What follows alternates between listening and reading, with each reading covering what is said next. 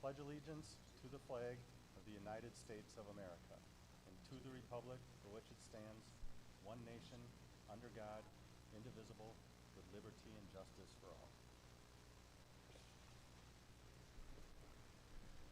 This meeting of the East Troy School District Board of Education and all other meetings of the board are open to the public in compliance with state statute. Notice of the meeting has been sent to the media and/or has been publicly posted in an attempt to make the citizens of the district aware of the time, place, and agenda of this meeting. I'll second. Okay, any discussion? All in favor of approval, say aye. Aye. Opposed? Agenda's approved. And we have the minutes of the October 21st meeting. Move to approve the meeting minutes from the regular October 21st, 2024 board meeting. I'll second that. Okay, any discussion, changes? Okay. All in favor of approval, say aye. Aye. Opposed? Minutes are approved. Public participation. Is there anybody that would like to speak tonight? Nothing? Okay. Financial report. I move the approval of October 2024 payments in the amount of $2,055,198.40 in receipts and the amount of $177,935.01 as reflected on the financial statements. I'll second that. All right, discussion, any questions?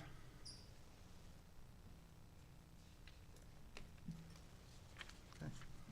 All in favor of approval, say aye. Aye. Opposed? Financial reports approved. Discussion action items. First one is approval of donations.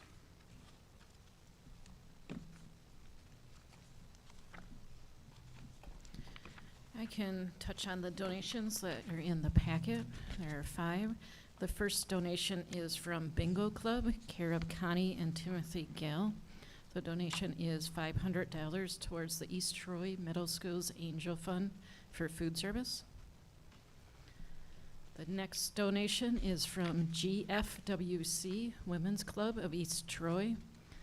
The Women's Club of East Troy donated $370, and it will be deposited into our Economic Assistant Angel Fund and help the food service at East Troy High School. It's for the lunch program. Next, 3 Tap Saloon, care of Sam Bressler Golf Outing, donated $1,300 towards Economic Assistant Angel Funds. Again, this will help the East Troy High School student lunch program. Next, True North Organization donated $422.09 for their portion of the Giving Pump initiative.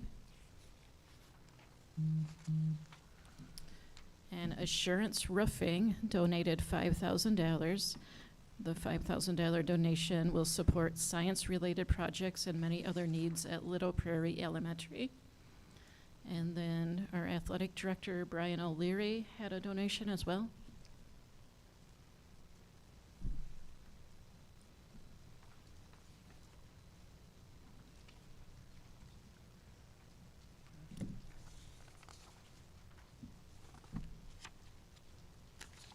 So mine is the sponsorships that we've talked about in the past. Citizens Bank reached out and they want to do a few of the sponsorships that are on our sponsorship opportunities. They would like to do the $3,000 for the football sign, so that's for the next 3 years. That will be the sign next to the Trojan sign on the front of the press box. They want to do the soccer sign as well. That's also a 3-year sponsorship for $3,000. And then they also want to do a baseball sign. So the signs we have on the football field right now, the $750 per year, they want to do that. They want to pay up front for the next 4 years and have a sign on the baseball field for $3,000. And then they've also asked for the soccer sign. They want us to make the sign now and put it up for the spring. So they're asking if we can do if they can do like a 500 pro rating for this year instead of 1,000, since it'll be up half the year. So they'll pay $3,500 for the rest of this year, and then the 3 years after that to put the sign up there. So they're offering to pay $9,500. They'd like to pay it in December, and then have the signs up, like I said, for this remainder of this school year and then the school years to follow as well. They already do have a sign on the football field with it for that $750. So they've already filled out an application. They've already been approved for that sign. They're just asking to add more signage up around the fields. So, I know this, we talked about this in the past, but this is a board item to be voted on to be approved. They have to be approved by the board for me to move forward with the signs, so.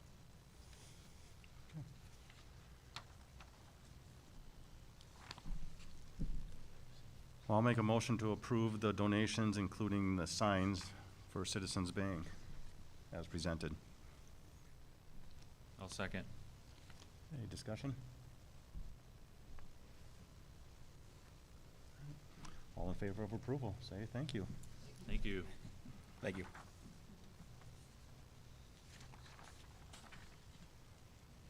Okay, that's it for donations.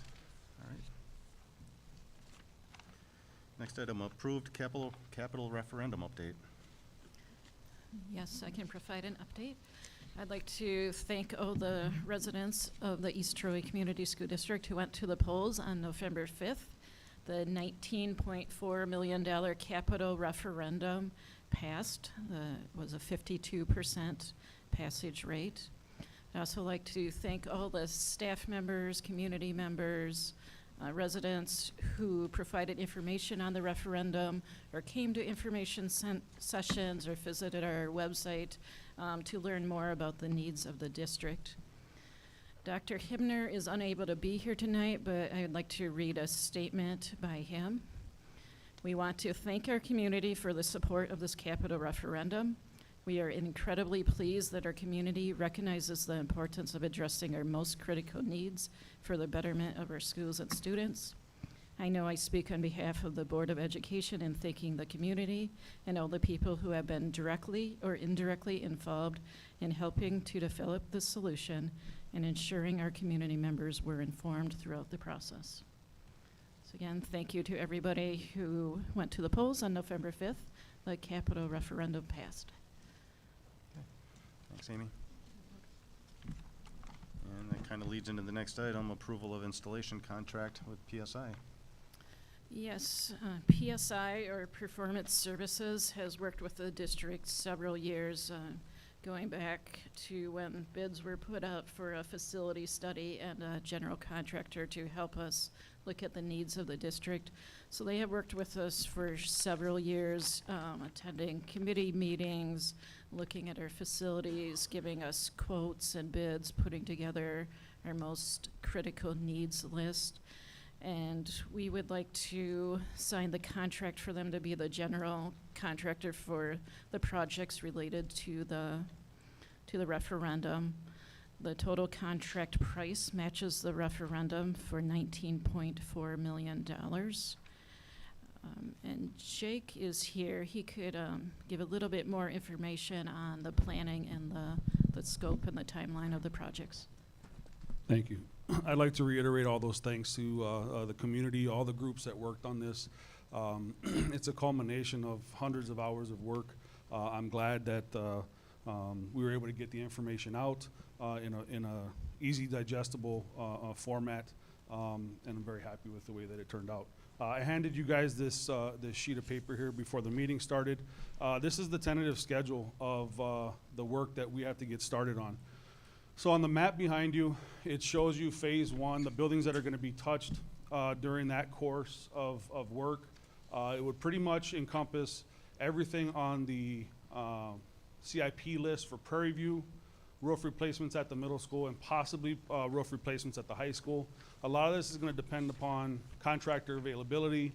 It's a lot of work all at once. So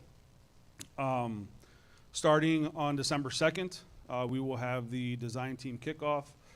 And then we'll go over kind of the design aspects of the Prairie View secured entry, confirming roof and masonry, window scope, things of that nature, and chiller scope of work, and verification. So part of that conversation may potentially go from, potentially go to putting in a slightly bigger chiller, in the interest of possibly having to get rid of our ice storage tanks. But that's a lot bigger conversation. There's a reason for that.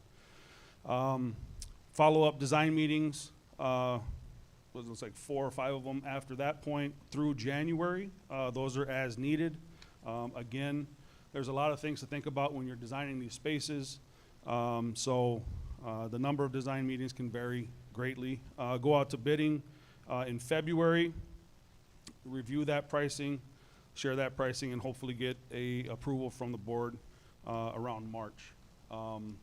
That timeline is that end date is pretty strict, only because we have to have the lead time to order materials and get it here in time for installation in the summer. So that March, I haven't been told that that's a drop dead date, but it's probably pretty close. Any questions on that at all? Nope. So yeah, like I said, looking forward to starting the work. It's gonna be a lot of legwork, and looking forward to all the improvements that we'll be able to make. Thank you. Thanks, Jake. Yep.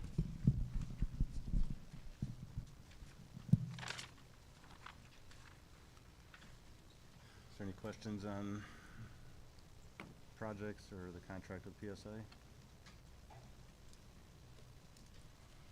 Okay. We do need approval to move forward with that.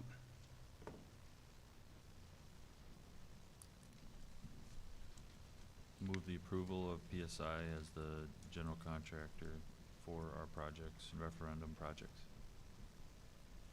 Second that. Okay, discussion? All right, all in favor of approval, say aye. Aye. Opposed? Motion carries. All right, next item, All Sports Booster Club Athletic Hall of Fame proposal.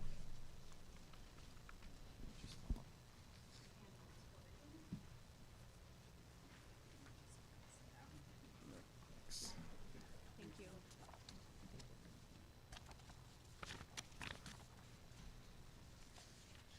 Hi, my name is Rosemary Martin, and I'm representing the East Troy All Sports Booster Club. I was also a member of the East Troy Athletic Hall of Fame. And we held our first inaugural class to the Hall of Fame in October, and I included in the packet a picture of the first class, and also how well it went. It was so well received. Ted was there. It was a wonderful event. Every inductee was very honored. We had a range of age, and that was done on purpose. It was a full house, and we really have not heard any complaints about the whole thing. Everyone has been raving about it. Very honored, and you'll probably notice a number of the people. I included some pages in there of what was in our pamphlet that was handed out to everyone in little tidbits about each inductee. And I think it was September, we were in here and we said our future plan would be to have a memorial wall, an honor wall, for the Hall of Fame. And one of the ideas was to have something inside the school, but another idea was to have it on the outside of school, so that during closed hours, or maybe people that didn't want to come into the school could still see it.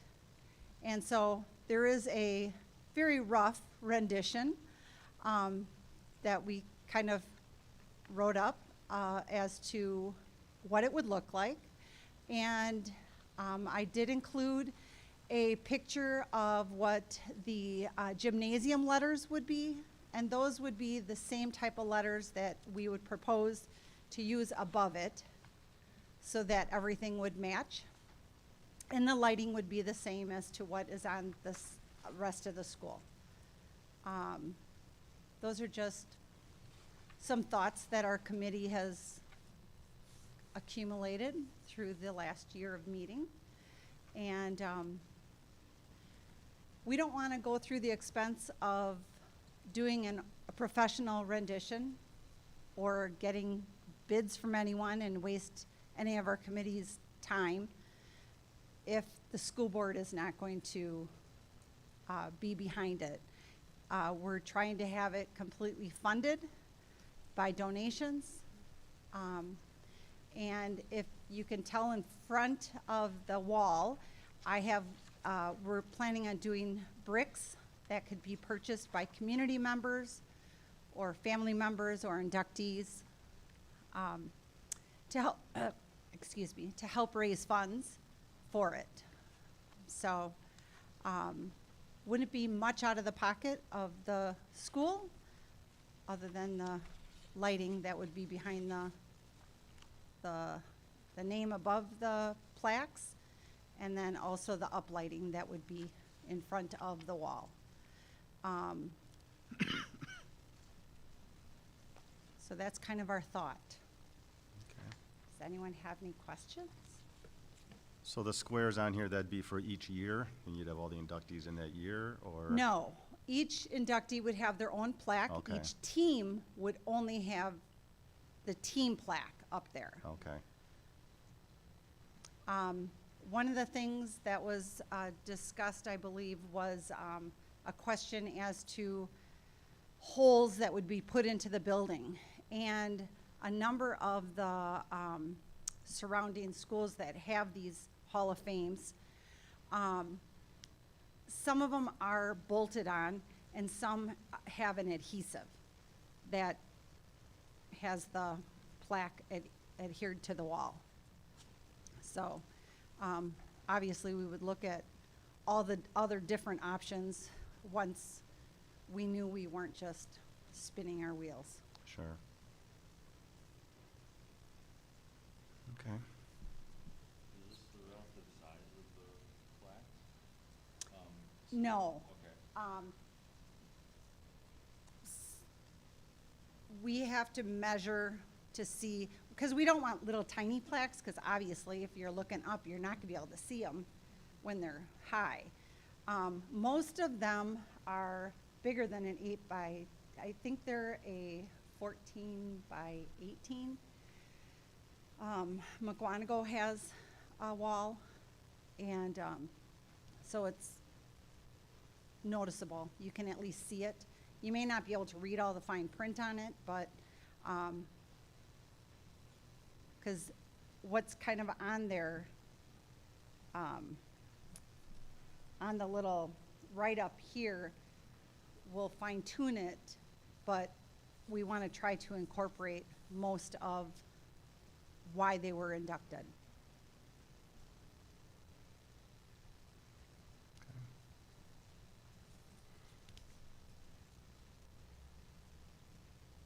Yeah, I think it's a great idea, something to showcase for the community. The only concern I would have, which I know Jake has brought up, is just the mounting of the whole thing, which you also brought up.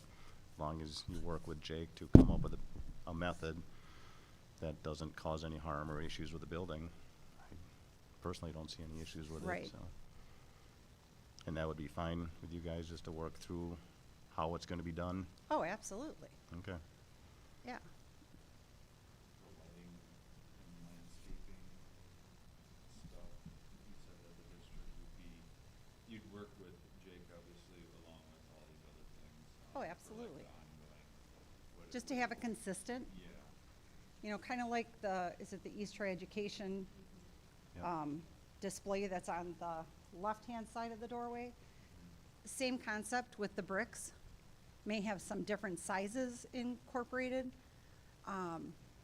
but the same mentality as to the bricks on the base. Okay.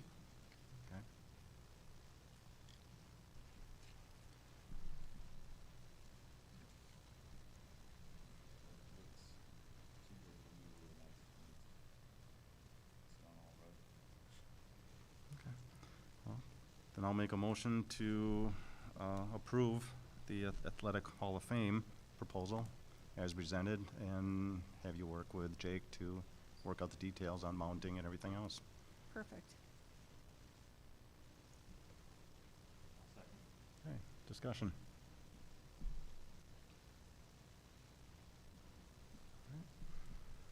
All in favor of approval, say aye. Aye. Opposed? Motion carries. Thank you very much. Thanks, Rose.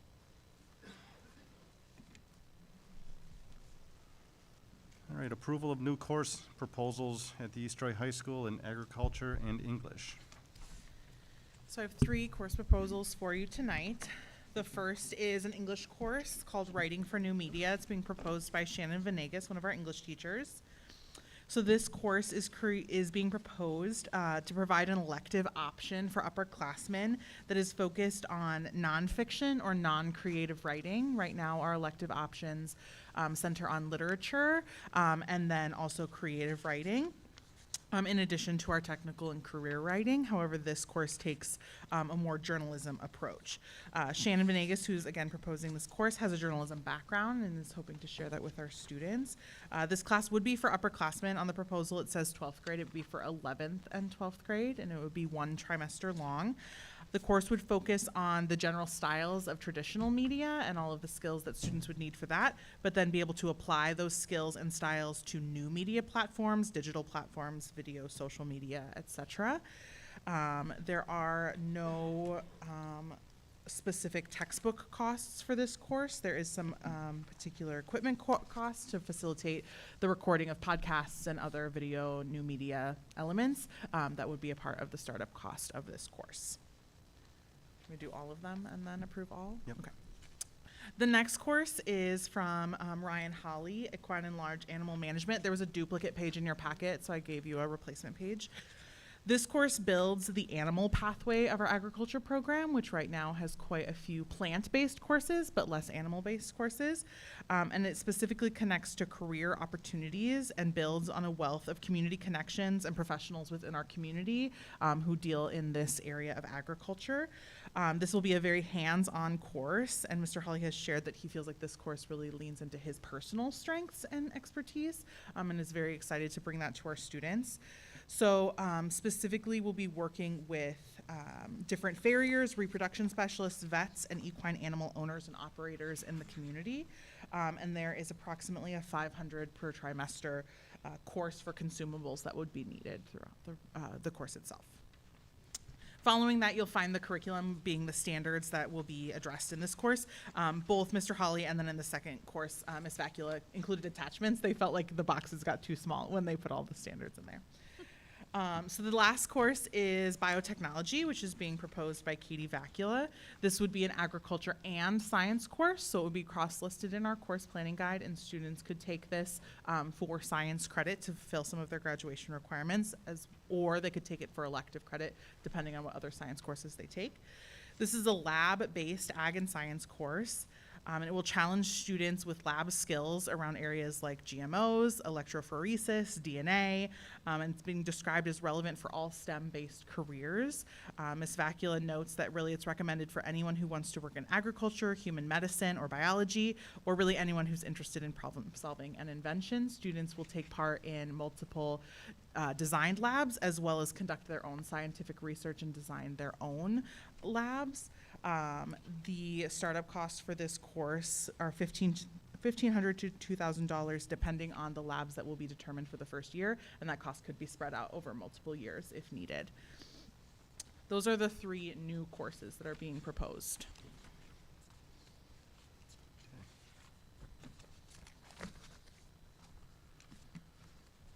All right, I'll make a motion to approve the 3 new courses, writing for new media, equine and large animal management, and biotechnology courses.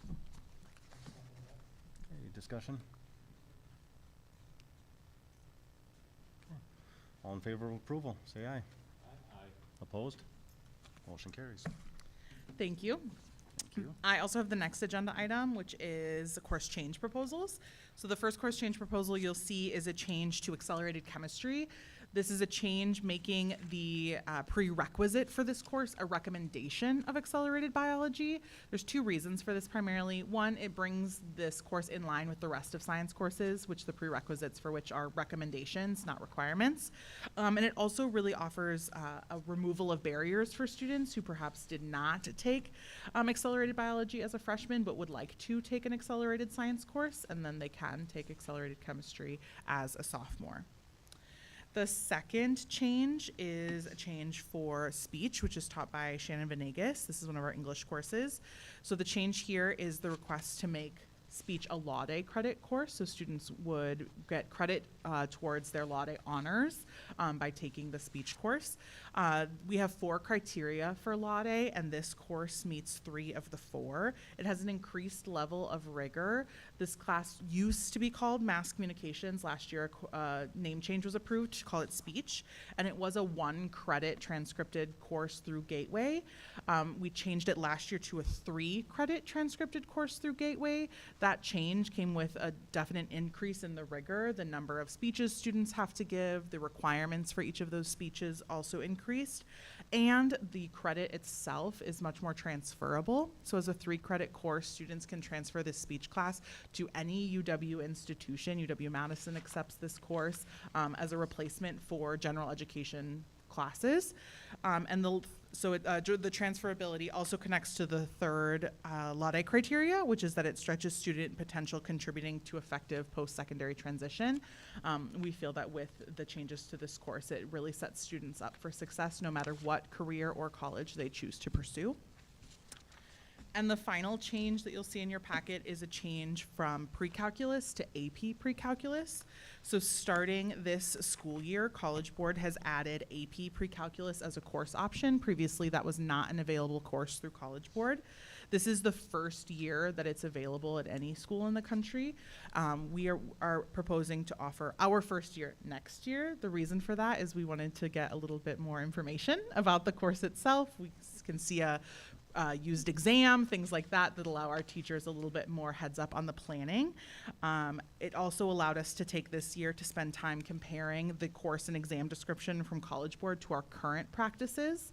Last year, we administered a survey to students who shared that they would be more interested in general in taking this course if it was an AP class.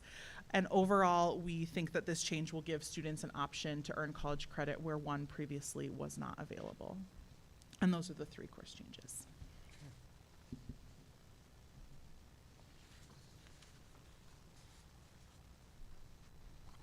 What was the 4th criteria for Law Day for speech that it doesn't meet? That's a great question. Let me pull it up for you. So it's advanced level of rigor. It's the ability to earn college credit, the post-secondary transition,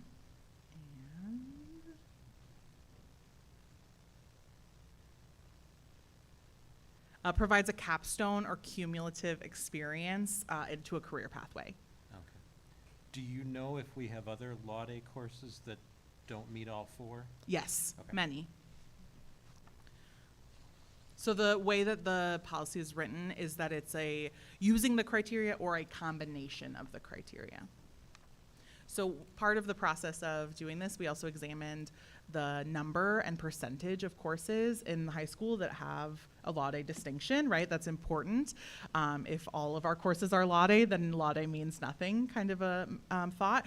And so in that analysis, we learned that currently we operate at about a third. So about a third of our classes in the high school earn Law Day credits. And that is on average about what we see in our departments. Obviously, we see some that are much lower, we see a couple that are much higher, but in general, we sit right around that third, and we did share with our school leadership team that we think that that is a good kind of percentage to keep our numbers around, and that we'll continue to consider that percentage as we potentially bring forward future courses or future course changes.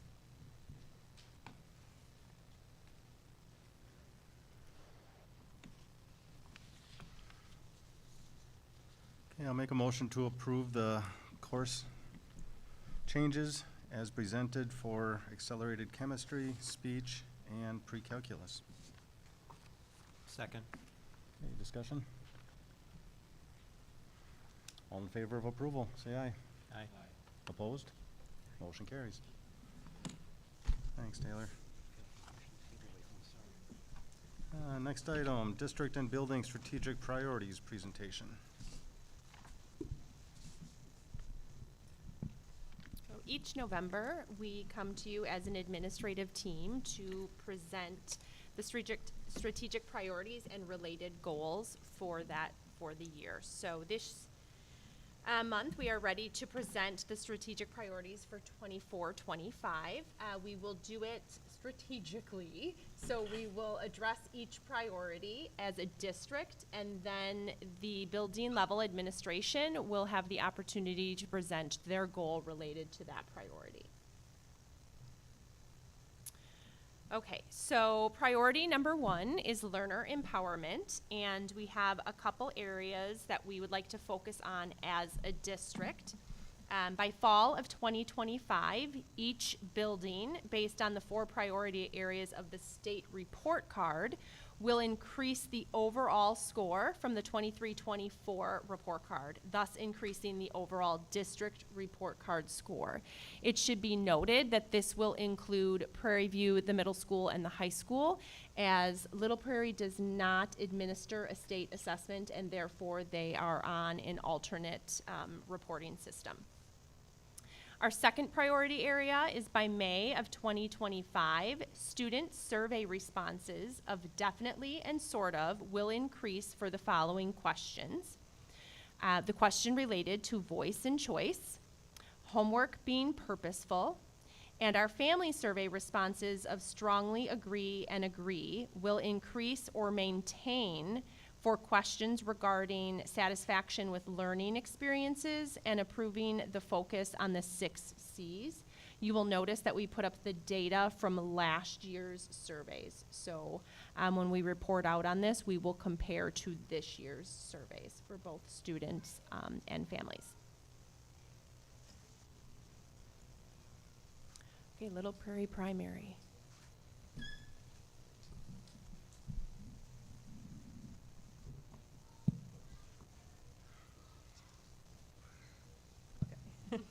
Okay, sorry, can you flip it? Thank you. So for the next part, each building will share with you, as related to learner empowerment, our SLOs, or student or school learning objectives. So those are the goals that we set each year with our staff, usually related to student achievement, but sometimes that can look a little bit different too. So I feel like a little bit of a broken record with this, because at Little Prairie, we're in the business of teaching kids how to read. And so that's really probably our most important work. So our SLO has really always been on early literacy skills, and I don't really see that changing anytime soon. So our SLO work this year continues to be on students' early literacy skills. And so you can see there's a lot of words on this slide, but essentially our goal is that 80% of our students will demonstrate proficiency as related to those skills. And at each grade level, it looks a little bit differently, because of course the skills build over time. So the skill of focus is a little bit different in 4K than it is once kiddos are in 1st and 2nd grade. And the assessments we use to measure whether or not students meet this mark changes a little bit over time too. But continuing our efforts there, and this relates really closely to the work we're doing around Act 20, which you've heard Amy talk about a number of times, the state requirements around those new literacy efforts. So tied really closely to the training and work we're doing around that. Any questions about that?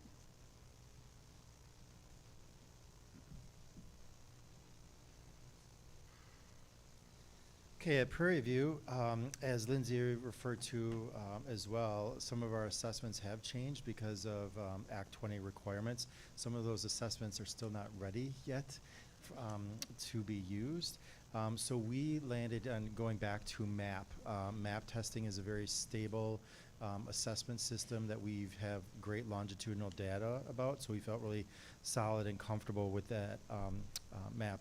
As you can see here, like our goal really is to demonstrate a 5 percentile gain in both the reading and math areas at all grade levels.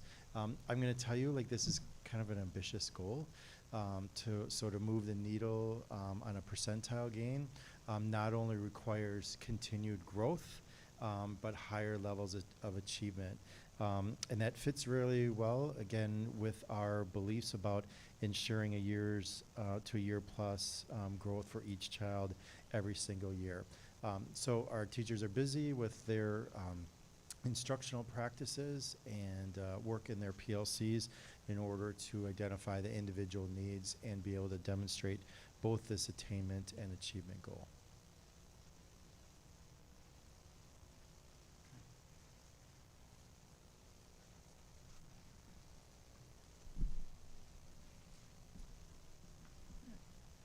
Good evening. At the middle school, we have most of our departments kind of doing individual SLOs at different levels for different specific areas in those curricular areas. So this is really my personal SLO, along with a building focus for our professional development. Looking at student survey data from last year, our goal priority is to improve student and staff relationships to improve student performance. By May of 2025, following areas will increase by 10% based on exit survey data. 10% usually on these surveys is a pretty ambitious goal, but I feel this is a really important area. And it's not just having positive relationships so they feel good and they get along. There's a lot of research behind academic success based on that student-teacher relationship. So that's kind of where we're putting our focus. If we get our relationships where they should be, we're hoping that transfers to academic success as well. So the 3 areas we looked at in the survey is if I needed help, I could talk to teachers outside the class. It was only at 64%. I knew my teachers cared about me, was at 66%. And if I had a big problem, there was an adult at school I could talk to about it, was 68%. So after seeing those numbers, really want to make that our focus, is making sure every kid is connected to at least one adult in the building, and making sure they feel cared about and respected in that building. The last part I'll just say is we are doing a book study around this specific area. 2 books we're using is We Belong and Significant 72, both focusing on building classroom relationships with students and staff together. So that'll be kind of our focus in our PD this year for the middle school.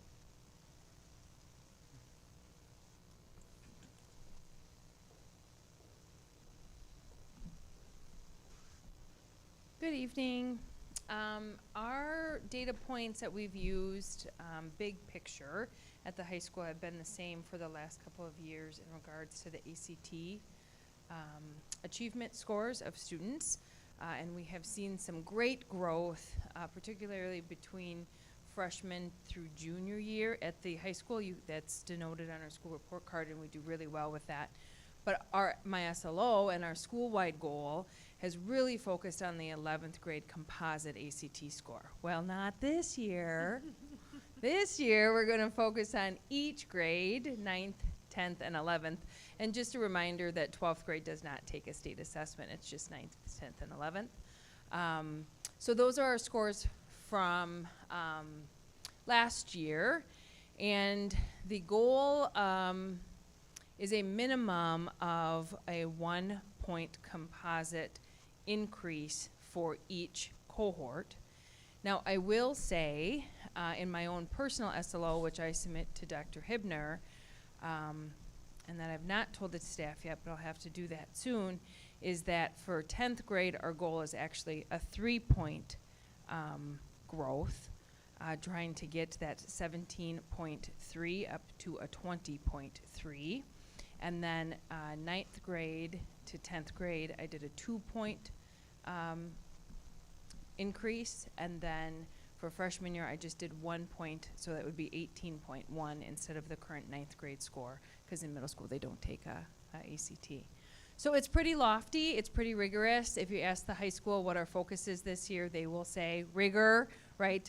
We know with Taylor's assistance and Aaron oversees departments at the high school as well. We know that we are asking and pushing, and they're looking at their course overviews and the standard alignment, and it is a big undertaking. For the record, we do not feel like our other motto is good to great. We lead the Rock Valley Conference and the surrounding areas in ACT scores, right? We lead the surrounding districts. So this is not because we are trying to solve a problem. We don't have a problem. We are just moving from good to great, and really trying to blow the lid off of it, because we can. So we're excited about it.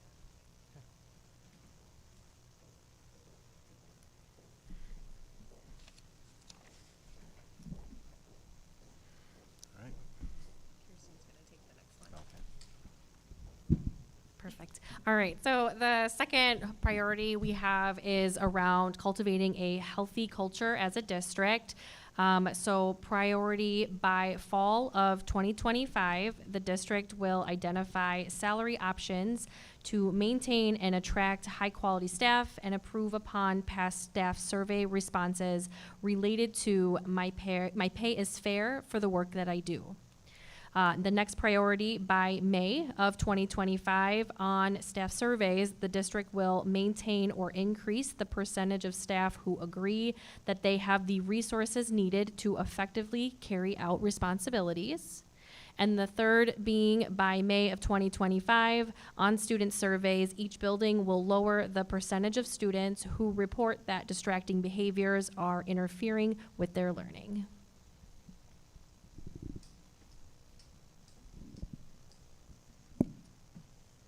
Okay, so a couple of pieces here. One priority is to maintain or improve the percentage of students without behavior incidences. So you've certainly heard me the last few years speak about some of our challenges in some of our bigger behaviors. The reality is it's a small percentage of our students who make up the majority of those incidences or the majority of our office discipline referrals. So, but the reality is at the end of last school year, the 23-24 school year, 89% of our students did not have any documented office discipline referrals, which is great. So hoping to maintain that as we work through this school year. And then the other priority here as related to our healthy culture at Little Prairie is to maintain some really positive staff feedback that we've gotten through our most recent staff survey. So the one we gave in the spring, you can see there's 4 items up there for which 100% of our teaching staff that took the survey reported feeling positively in these areas. I look forward to going to work most days. I feel respected and supported by my colleagues. I have a voice in my area of responsibility, and I'm generally happy at work. 100%. Super proud of that. So we'd like to maintain that, or at least in the area of, right? 90% or better, sort of set the high bar, the bar high there to maintain that. But hope to, kind of keep that where it's at.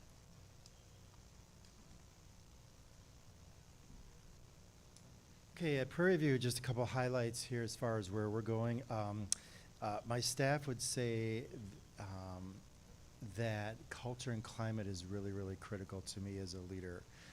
We talk about this very intentionally and purposely in a lot of different locations, whether it's with big staff group conversations or small groups or individuals.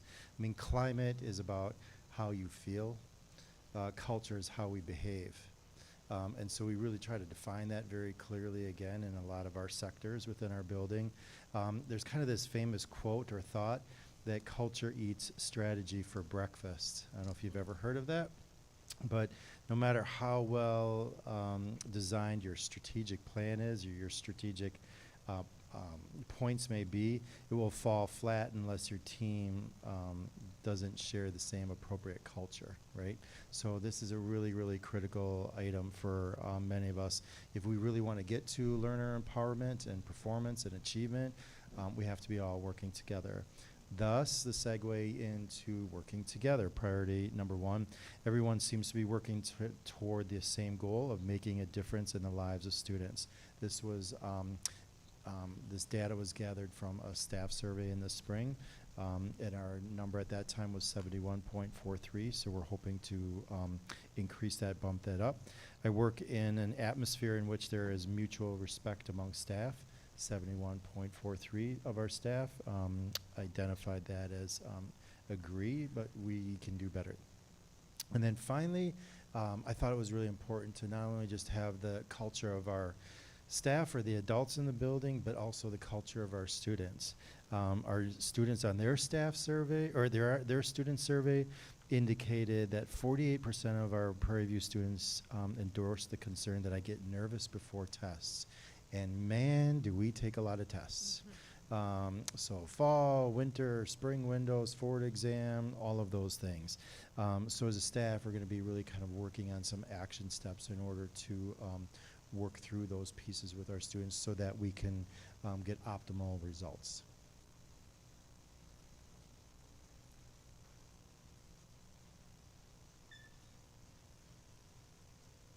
All right, at the middle school here, we are looking at first priority, maintain or improve percentage of students who receive 0 to 1 referral for behavior. Obviously, distractions in the classroom, right, prevent learning from happening. So we're trying to, last couple of years, obviously we've had some culture change and a lot of staff turnover in the last 2 or 3 years, right? And now we're getting more consistent. We had very little turnover last year, and hopefully we continue that trend so we can continue to build a culture of positivity in the middle school. In 23-24, 86% of students received 0 major office referrals. 96 received 0 to 1 office referrals. When we say major office referrals, we're talking to referrals that are going to be distractions in the classroom, whether it's verbally, whether it's physical, some of the higher level distraction behaviors. So very few of our students are involved in that type of behavior, which I think is, from a perceptual standpoint, I know some of our survey data came back that middle schoolers were feeling like a lot of our students were not following the rules. The data doesn't really say that. Small percentage of students that are getting major referrals are a few. It's a handful of kids, right? So it's a perception versus reality. The second priority, maintain or improve percentage of students participating in extracurricular activities by increasing options for students. So there's a ton of research out there in terms of just when students feel connected to a building, when they have options after the school day. I think that's really important, you know, at the high school level especially, but the middle school level too, is kids need options after that school bell ends. So we're looking at adding clubs, adding activities, looking to opening our fitness center up in December here for kids to stay at our building, just adding opportunities for kids to make connections beyond the school day. And I think that will really help improve the overall culture, and kind of goes back to our first priority of relationships, right? The more connections we can make, I think that will increase the connections, but also the learning in the long run too. So those are our 2 priorities for the healthy culture.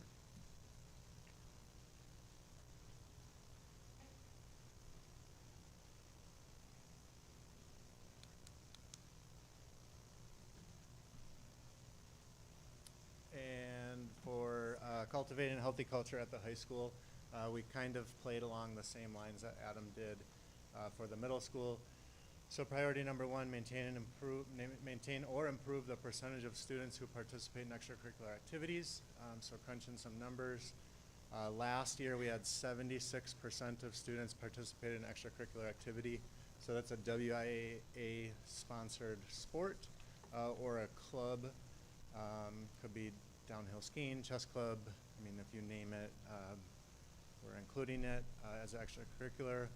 And then last fall, just looking at athletics alone, last fall we were at 30.7% of students participated in athletics. This fall we're at 36.4%. The difference in those numbers is we have 20 more fall participants this year, but enrollment overall has gone down, so that helped boost that percentage. Priority number 2, most days I liked my school.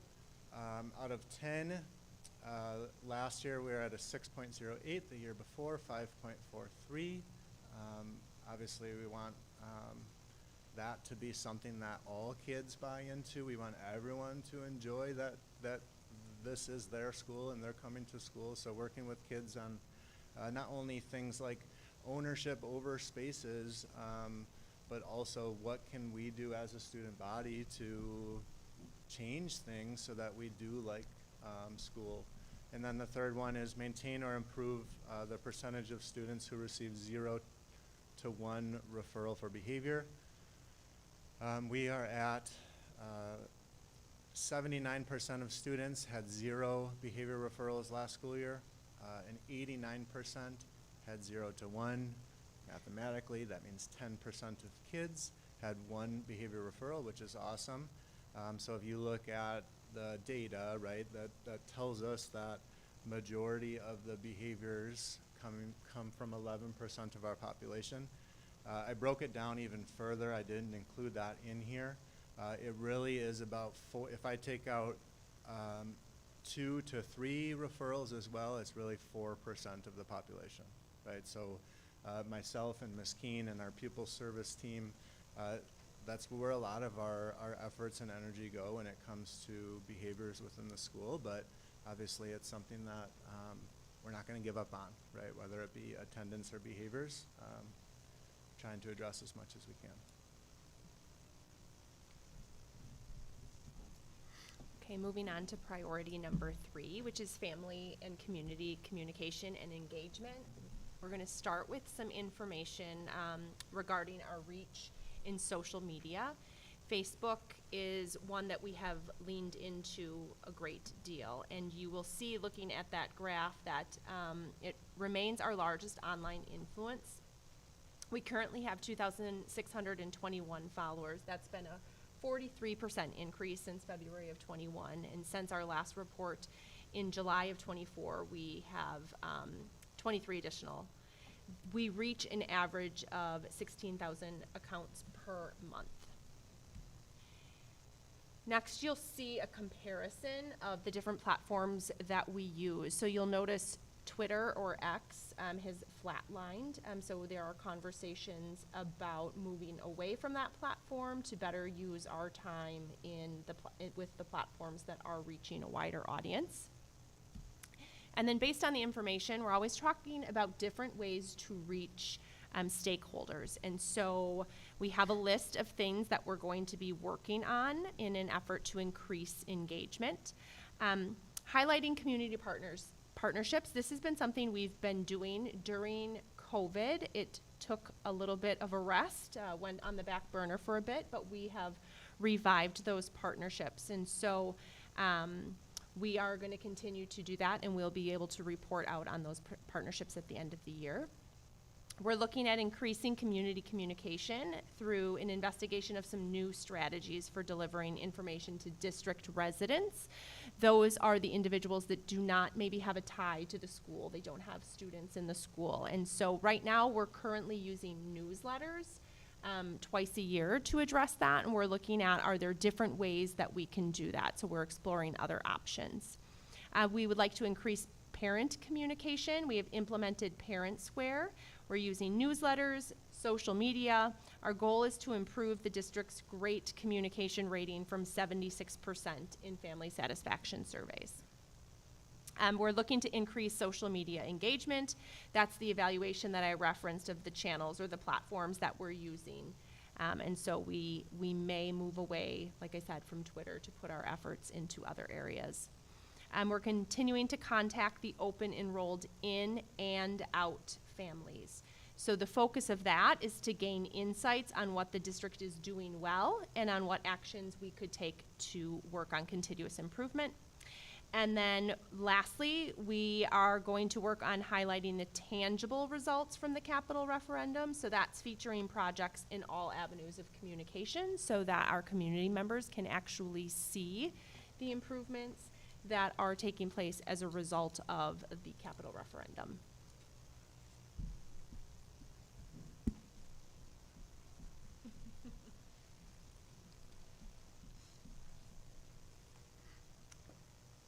Okay, so at Little Prairie, we've been pretty proud of our parent engagement. I think we are at an advantage working with families who are, working with a school for the first time with the age of their little ones, that they tend to be pretty involved and eager and curious.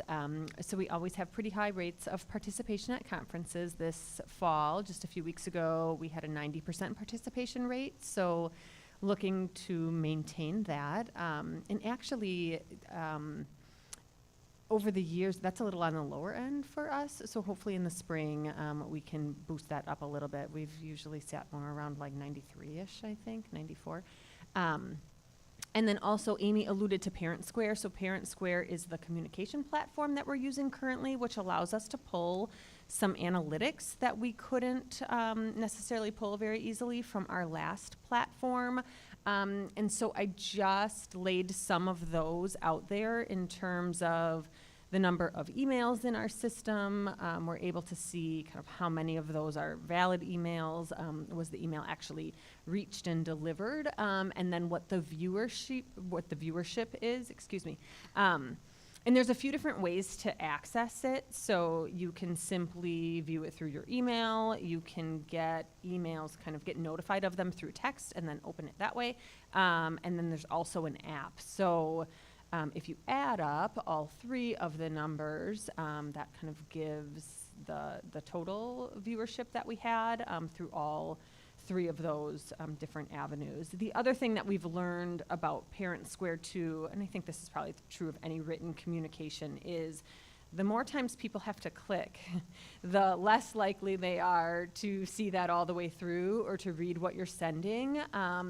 And so while Parent Square has come with a little bit of a learning curve for the people who use it more often, you are able to build your communication right within Parent Square, in which case those emails seem to get better viewership.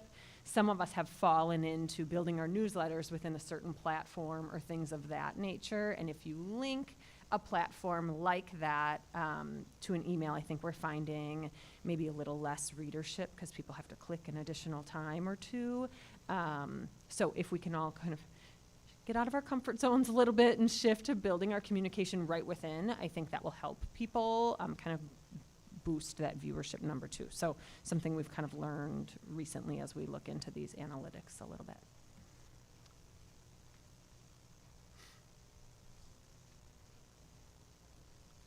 All right, I think you could tell that Lindsay and I collaborated on this. This is almost exact. So our percentage as far as reached is 96.6%. So again, we're seeing it's going out. It's interesting because we have had concerts. We've got one coming up. We had a third grade one, and parents have given us feedback like, oh, I never got information about when that concert is. I'm like, you've received quite a bit. It's just a matter of whether you have viewed it. And so I think that's maybe Lindsay's message was a little nicer than my comment here. So yeah, so like getting parents engaged in actually like being active in the communication of this. Focused on student-led parent-teacher conferences. Our rate this year was 88%. I would agree, like typically we've hovered around like 92 to 94 over the course of the last few years. So I feel like that's something that we can really bump up. I ask my teachers if the parents have not signed up with you to make a direct phone call. Again, like trying to not kid here, but like I think if we should see our dentist at least once a year, you should at least see your child's teacher once a year. So I'm pretty firm about like getting them in the door to be able to have that conversation again from both a proactive and reactive way, like understanding your child's performance, especially if we're doing a number of these assessments. Are they on track or not? And then one thing that I've just kind of done over the last few years is direct contact with all of our new students. So we have about 20 new students in my building this year, like new to the district. And usually by about 2 months in, I call those families, how's it going? Right? Like what are they stumbling with? Like again, maybe it could be Parent Square information that they're not sure how to access, but just how's the transition going? And overwhelmingly, 100% of our new students' families are very positive about their experience here in the district. So that's another great like little touch point because I think that transition is super key for many of our families as they enter our system and access a lot of our information that we send out.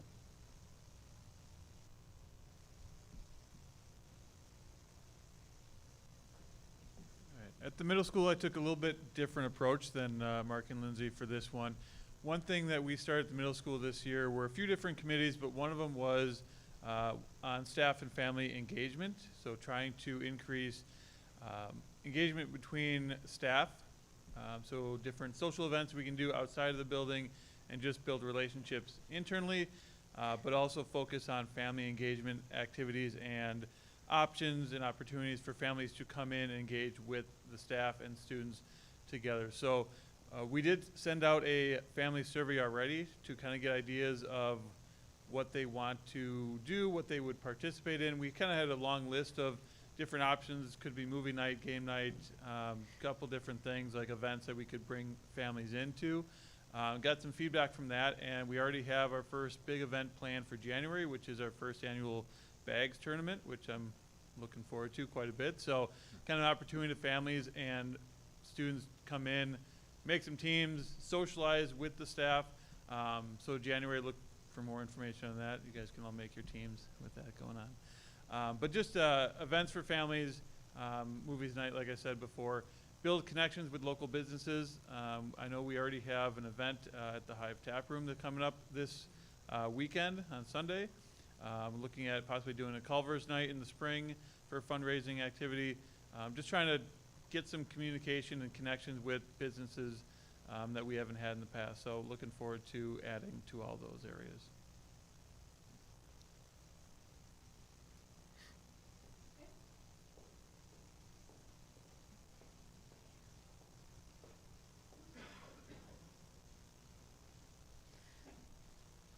I'm looking to continue to build upon opportunities for parents and the community to partner with the high school.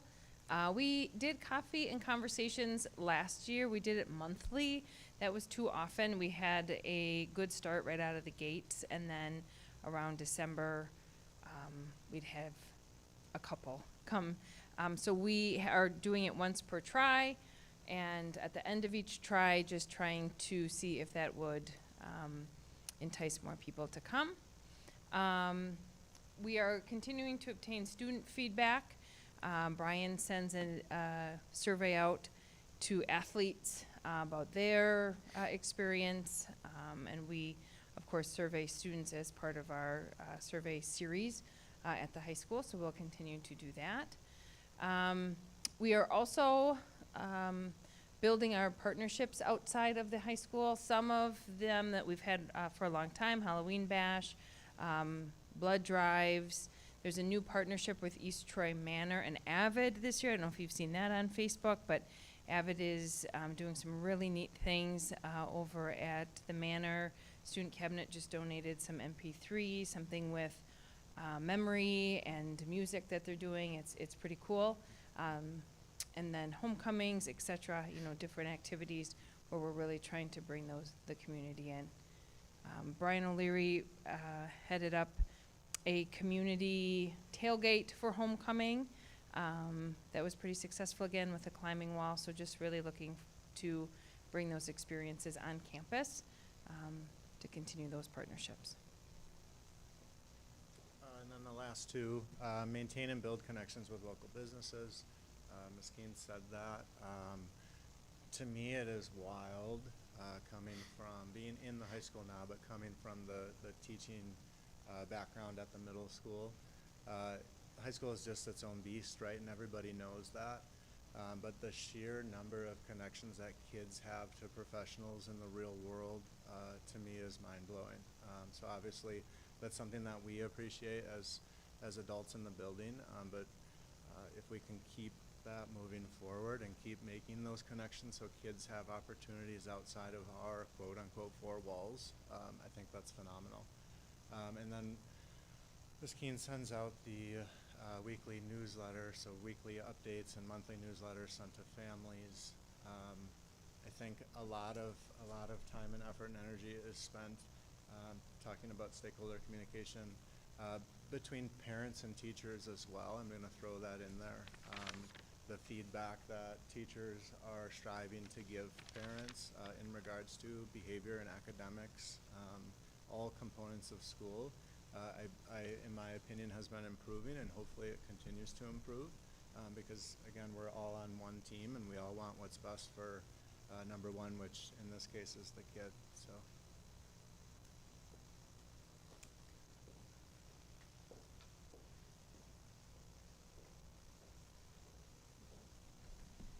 Jake and Amy are gonna take number 4.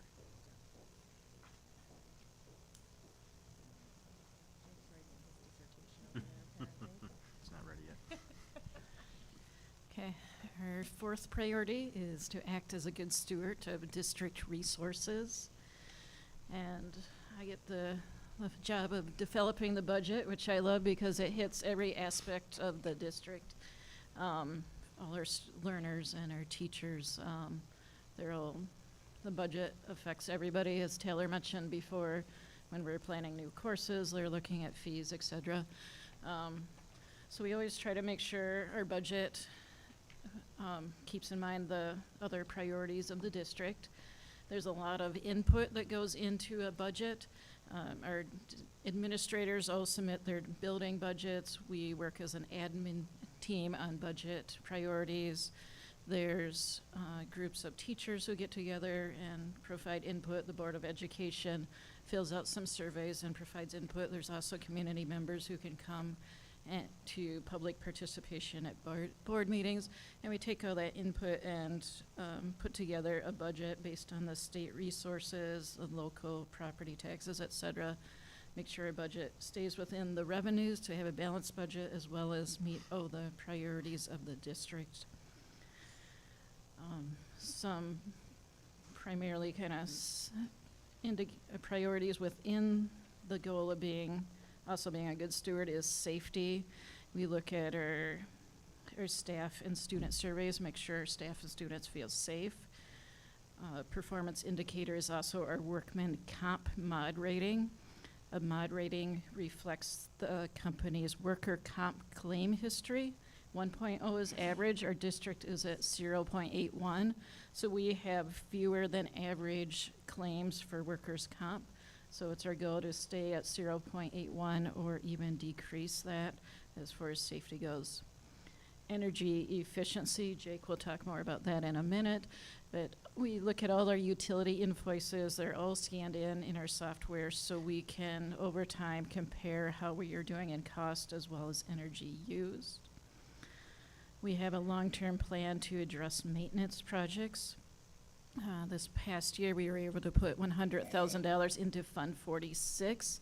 That is a fund where we can set money aside for future maintenance projects.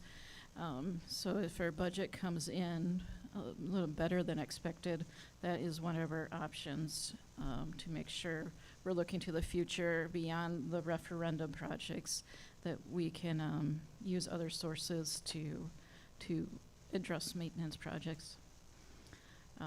As far as the budget, we also look very closely through the year. First, we develop the budget, and then we have expenses through the year, and we monitor the budget, make sure our revenues are coming in as planned, as well as expenses. If there's ever additional funds, we look at critical needs again, as well as putting money aside for future maintenance projects. And sometimes we also will put more money into the fund balance. The basic definition of a fund balance is the district assets minus liabilities. So it is not purely like a savings account. It's not all cash, however, that is part of it. A fund balance is really important if there's ever some unexpected expenses, such as a roof problem or a boiler going out. Those unexpected expenses are not in the budget, so that fund balance is important. A fund balance is really critical for short-term borrowing. The higher the fund balance, the less likely we will need to short-term borrow to get through the months of November, December. That's when our cash is low due to the fact we do not receive our property taxes until January. So a district has about 4 months of operating before you receive some major revenue sources. Without that sufficient fund balance, it's very common that districts short-term borrow to get through some of the months, those first few months of the school year. And we were able to eliminate the short-term borrowing this past year. This again, in 24-25, there is no short-term borrowing. That is estimated to save the district approximately $40,000 in interest. And now I will turn it over to Jake, who will tell us more about safety and energy efficiency. Thank you. Okay, I just want to review some of the survey feedback that we got last year. When it comes to the question, I felt safe at school, this was at the high school, the middle school, and Prairie View. Combined, strongly agree and agree. The high school came in at 91.9, the middle school at 81.4, and Prairie View at 92.5. Very good numbers. I'd like to see that number a lot higher at the middle school. But collectively, I think they're very, very good numbers. The family satisfaction survey question asked was, my child feels safe at school. 90% of the parents and guardians agreed with that. Staff survey showed 97.6% saying that my school or work area is safe. So within safety, there's 3 baseline objectives I'd like to talk about. One is physical security, second is emergency preparedness, and the third would be our community partnerships. Going back to that physical security, within that, what do we do? So we implement robust security measures, including controlled access points and surveillance systems. So all of that equipment obviously has a useful life. So we look into any camera replacement that may be necessary, any camera adds that that may be necessary based off of maybe some incidences that occurred, blind spots that we noticed with our current coverage, and we add to that infrastructure as needed. Conducting regular facility assessments. So annually, I do a vulnerability assessment of each building, walking around, usually in the evening or on the weekend, assessing where and when, are we following proper SEPTED practices, things of that nature, and then adjusting as needed. When it comes to emergency preparedness, all of you are familiar with our emergency response plan, or at least have seen it.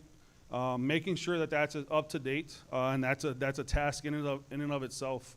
School safety is a constantly evolving area, so staying in tune to all the new updates. Obviously, with our new secure entries that we're going to be able to do, that's going to obviously help push us in the right direction. Conducting regular drills. All the buildings do an excellent job at conducting their drills. We're required to do a drill a month. And then they have to include hold, secure, lock down, and evacuate. And then one is recorded at each building every year. And then establishing those clear communication protocols. The standard response protocol is something I'm sure you guys have heard. That's all those icons that you see on that sheet. Making sure that everybody knows about them, keeping people informed on anything that may change and what's expected of them in this event of an emergency.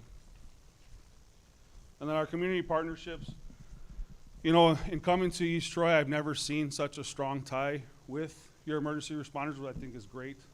Bigger communities, I think, lack that. So I think our emergency responders definitely have their finger on the pulse of our schools, which brings me a lot of comfort. This is a big one, collaborating with parents and guardians to promote safety, awareness, and involvement. This is something I really want to pick up on this year. I don't know if it's going to be in the form of a trimesterly parent safety newsletter or something to that effect. I haven't decided how I want to go about doing that, but that is something I'd like to add this year. And then establishing a system for reporting suspicious activity or concerns. You guys have heard us talk about SUSO. Getting that information out into the community, letting everybody know what it is, how to utilize it, because they obviously have saved a tremendous amount of lives actually with that program. On to the energy efficiency management. So as lofty of a goal as this may be, I'd like to reduce our energy consumption by 5%, and this is why I say this is lofty. So over the last 3 years, we've collectively done about a 1% reduction annually. That's with the massive reduction in use that we saw at the middle school after the air handlers and stuff were upgraded there. So a 5% would be great, but it's not going to be something that's easily going to be had. So making sure that we're enhancing energy efficiency in our HVAC systems. That's our biggest, by far, biggest consumer of our energy. We have annual preventative maintenance schedules for our controls. They make sure that we're optimizing free cooling, things of that nature. Some of the things that we could add there would be a zone level CO2 sensor, which tells you how much outside air you have to pull into a room as opposed to just staying at a steady 10% minimum. You may be able to get away with less. And then adding HVAC occupancy sensors, which we actually do have at Little Prairie. So what that does is it actually shuts the room down to off-hour cooling set points or heating set points, so that we're not running energy in a room that isn't being occupied. Implementing energy-saving practices among staff and students, again, kind of a newsletter. Some of the other districts I was in, they would send energy emails out before break for people to unplug. Maybe, I don't know if they have hopefully they don't, a warmer or a Keurig or something in their room. Sending out those tips and tricks. I'm sure we've all seen those emails from We Energies on how to save on your energy bill, something along that line. And then the biggest one, and this is the one I can't figure out how to do, even with Data Wrangler in place, is reducing that peak energy demand. I won't go into the details on commercial billing, electrical billing, but that peak demand charge is in some instances more than our usage charge. So finding a way to shift our demand off peak, just we occupy in peak hours. So how do you accomplish that at a school? So that's a part I've been struggling with the Data Wrangler information. I can't figure out how to shift us to off peak. If we could run school at 9 o'clock at night, maybe do a second shift school, you know, that would solve some of that problem. But yeah, so those are some of the things that we look at with our energy efficiency. And then again, I'll touch briefly on long-term plan to address maintenance projects. I have a 10-year plan. We've talked about this in the past. Some of those larger items is just kind of a rollover thing. The smaller ones, we're really been able to knock off a bunch of them. When I say small, it's usually under 70,000-ish. And obviously the referendum is going to help greatly in attacking a lot of that list. Thank you.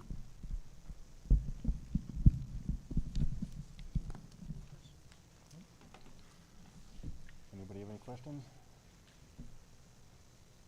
All right. Well, thanks, everybody. That's a great presentation.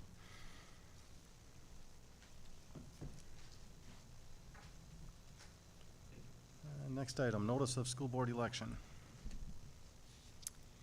Notice is hereby given that an election is to be held in the East Troy Community School District on Tuesday, April 1st, 2025. The following offices are to be elected to succeed the present incumbents listed.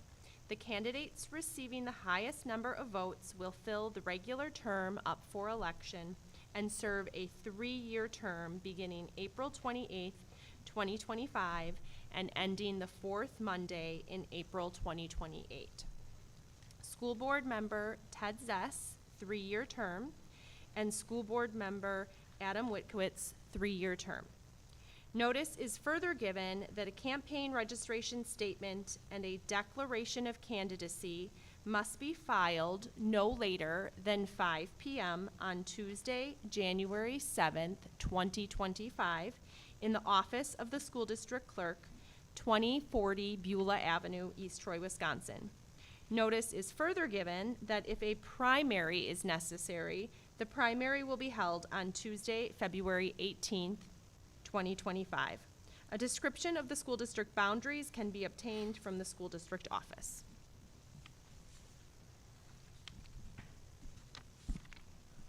All right, and the last item, employee leave of absence request will be in closed session. Reports.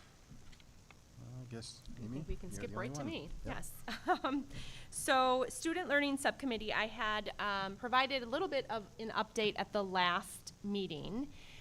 So we met in October to discuss an an update on Act 20, which Lindsay referenced during her presentation today, but just a reminder, Act 20 is the reading legislation.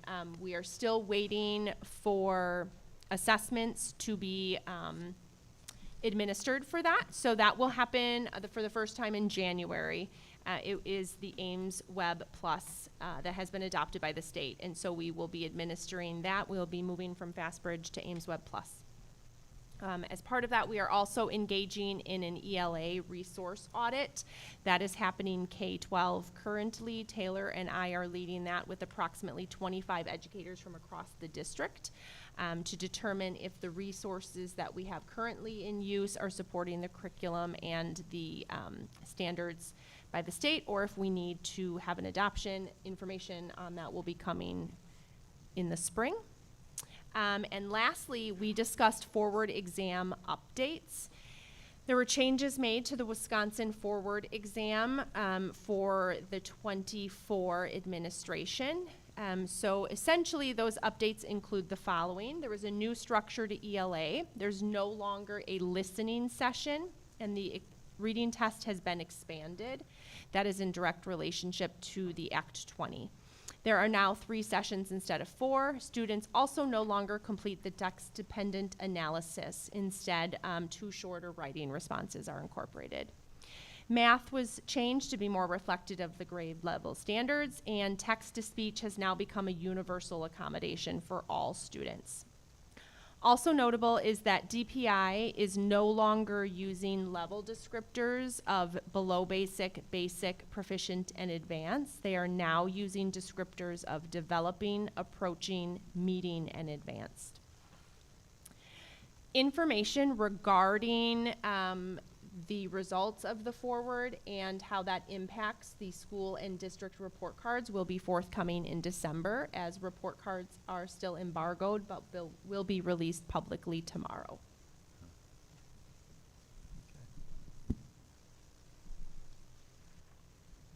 Any questions? Sorry, I should have asked. Okay, that's it for reports. Policy review and development. We have a second reading of the Neola policies, the bylaws. Yes, so you received quite a packet last month for review, and so we're in the second reading. So this is just an opportunity to address any anything you may have noticed, any suggestions you have, any needed revisions. Nope. Okay, so the third reading then will be coming also in December. We are going to table the 1000s this month. Okay. All right, communications announcements. You have anything? Nope, I don't have anything. Okay. Future items, board have anything? Add to a future agenda? Okay. Then I will make a motion to adjourn to executive session for discussion of employment leave of absence request for consideration as provided under state statute 19.851B, 19.851C, and 19.851F. Okay, roll call vote. Kevin? Aye. Steve? Adam? And I vote yes. We are in closed session.